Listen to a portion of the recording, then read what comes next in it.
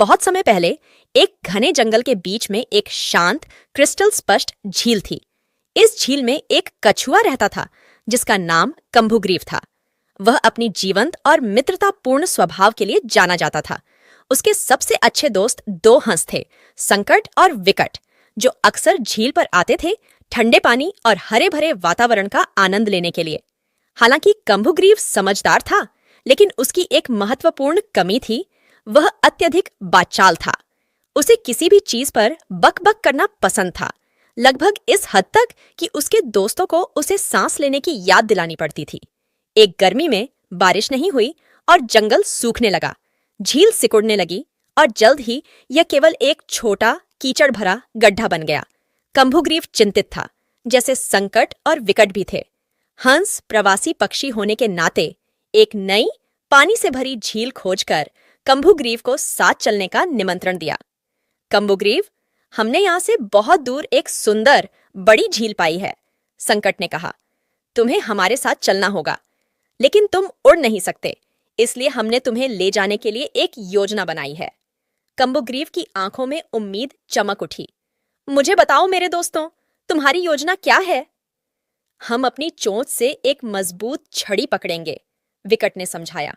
तुम्हें छड़ी के बीच में काट कर पकड़ना होगा, लेकिन याद रखना कंभुग्रीव, उड़ते समय तुम्हें किसी भी स्थिति में मुंह नहीं खोलना चाहिए, नहीं तो तुम गिर जाओगे। कंभुग्रीव ने सहमति जताई, हालांकि उसके मन में मौन रहने की चुनौती घूम रही थी। अगले दिन सुबह जब सूरज उगा, हंसों और कछुए ने अपनी योजना को अंजाम दिया। संकट और विकट ने अपनी चोंच में छड़ी के किनारों को पकड़ा और कंभुग्रीव ने बीच में मजबूती से काट लिया। वे ऊंचाई पर उड़ चले, सूखती झील को पीछे छोड़ते हुए। कंभुग्रीव खुश था। इतनी ऊंचाई से पृथ्वी को देखना उसकी कल्पना में भी नहीं था। जंगल, नदी और गांव का दृश्य दूर से अद्भुत लग रहा था। जब वे एक व्यस्त गांव के ऊपर से उड़ रहे थे, तो नीचे के ग्रामीणों ने अजीब दृश्य देखा। बच्चे अपने घरों से बाहर दौड़ते हुए निकले, इशारा करते हुए चिल्लाने लगे, देखो देखो, वह कछुआ हंसों के साथ उड़ रहा है, क्या अजीब दृश्य है। कंभुग्रीव अपने दोस्तों की चेतावनी के बावजूद गर्व और जिज्ञासा से भर गया। वह ग्रामीणों को जवाब देना चाहता था और अपनी अद्भुत यात्रा के बारे में बताना चाहता था। अपनी खतरनाक स्थिति को भूलकर उसने बोलने के लिए मुंह खोल दिया। जैसे ही उसने बोलने के लिए मुंह खोला, वह जमीन की ओर गिरने लगा। हंसों ने डर के मारे देखा कि उनका दोस्त नीचे गिर रहा है। वह एक किसान के खेत में धड़ाम से गिर पड़ा। चमत्कारिक रूप से कंभुग्रीव मौत के मुंह से बच गया।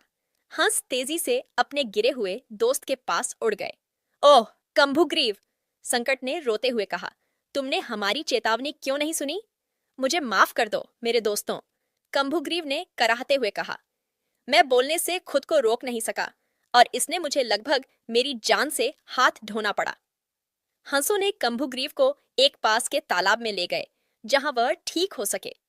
वे उसके पास रहे, उसे ठीक करने में मदद की। कंभुग्रीव ने उस दिन एक महत्वपूर्ण पाठ सीखा।